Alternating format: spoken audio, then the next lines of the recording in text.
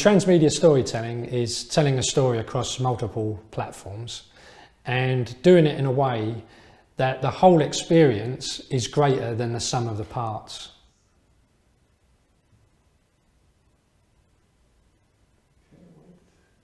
So if we look at what Hollywood would used to put out as a kind of franchise, they would option a book, and then from that they would write a screenplay and go shoot a movie. And often what would happen is that people who read the book would be disappointed by the movie because it didn't really expand their knowledge, it didn't really introduce anything new for them, and it was always a disappointment. And we saw the same when Hollywood decided that they would franchise out movies into games. And so often these games were like really poor imitations, you know, of the movie experience. And the sort of like the thinking behind transmedia storytelling is not to adapt the story, but to tell something new. And so we think of these individual stories as being part of a larger story world. And now what we find with things like Assassin's Creed or Star Wars, for example, each of the movies tells a different sort of chapter in that bigger universe. If you look at Star Wars, they've got all kinds of different things now, from games to online games and so on. And each platform basically gives us a new insight into this media to people and the different types of transmedia. I try to do it in relation to something they might be already familiar with. So because people are more familiar with franchises, the idea that there's a prequel and then the main event and then there's a sequel, what you can see in transmedia is that rather than maybe like they're all like a trilogy of books, instead of writing the first book, we make that a web series, and then instead of doing that sequel, maybe we turn that into a game.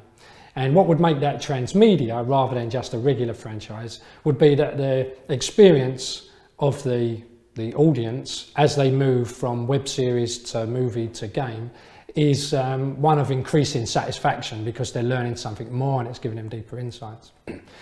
But there's a different type of transmedia, one that takes one particular story and tries to expand it across platforms.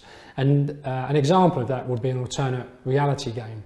So with an alternate reality game, you might say, I've got a story, and then break that story into scenes or into beats, and then take those individual scenes and put them onto different platforms. So you might have a scene that's told on a blog, or you might have a scene that's told in the street and a poster somewhere that you have to visit, you know, in your neighborhood.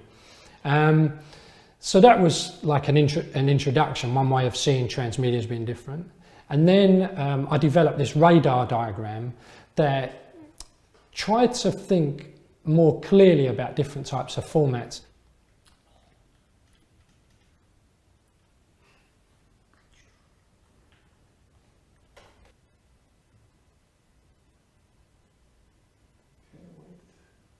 Transmedia is such a big umbrella, and there's people doing lots of different experiments. They're trying different things, and I tried to look at what was out there and classify them. So we see that some transmedia tends more towards just the storytelling than it does puzzle solving. So on sort of one sort of axis, you might say, is how much of a story is being told directly from the audience, from the author, and how much is the story expected to be discovered through exploration, through solving puzzles. And then another two dimensions would be how much of it is set in the real world versus how much is set in a virtual world or online somewhere. And then the fourth dimension was how much participation or how much co-creation is allowed or expected. So can the audience, through their participation, change the story? Can they expand it?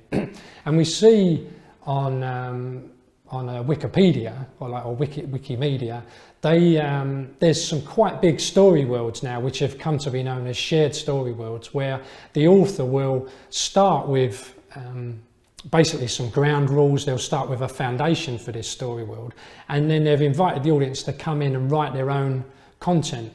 And I think that's quite I think that's quite exciting, and I think we're going to see quite a lot more of that. We need to think much more about the audience experience. So often with a book, we understand, or we don't really think too much about the reader experience. We just say, well, it's a book, they're going to sit down and read it.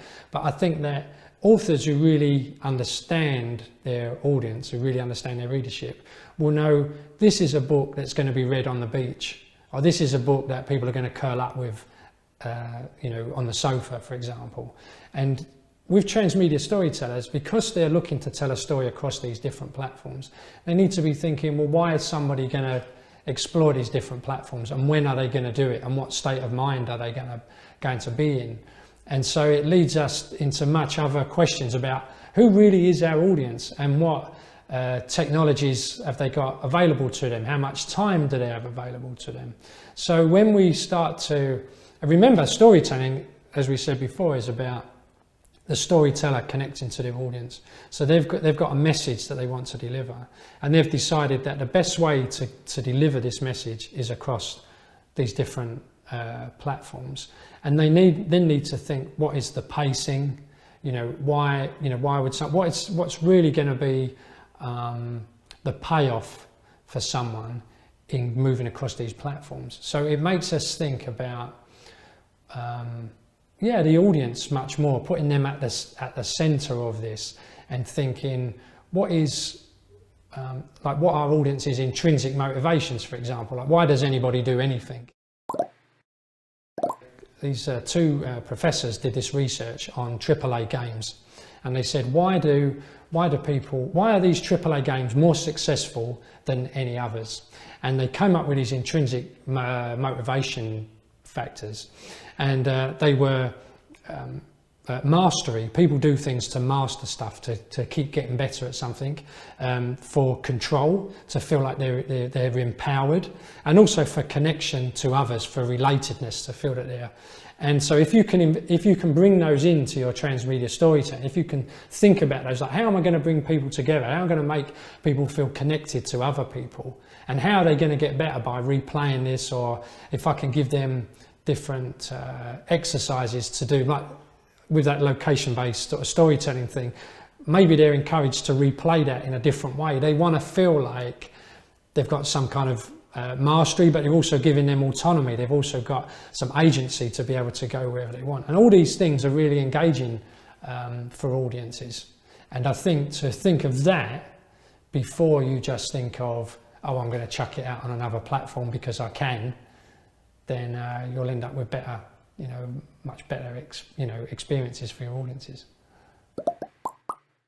So experience is really like how we, the audience, are interpreting and reacting to this, and we want to feel good about it. We want to feel that it's a useful sort of use of our time and our money, and then this would lead us back to this idea of immersion. Try to create immersive experiences that make us focus on what it is what we're doing, on that story being told, to the exclusion of all these other things. And this is why a lot of second screen apps are rubbish.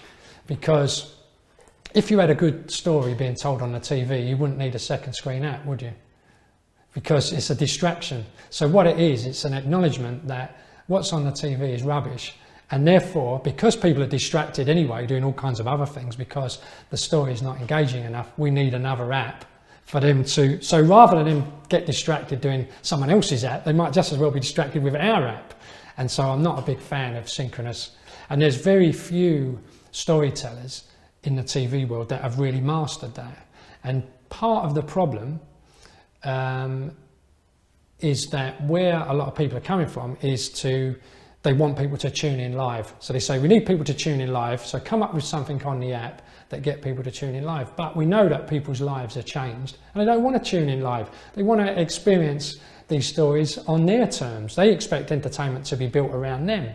So apps have been designed with this need to force people to watch live. They have loads of downloads, so they'll go, oh, we had thousands of downloads, but then when you look at people actually using them, it's very low. The only good ones are things that are very quite lame and not really storytelling at all, that are kind of voting things where you can play along with contestants on the show. And if you if you look at, let's have a look at other shows where maybe the apps are working in concert with the show. If you look at X Factor or you know, Pop Idol or whatever,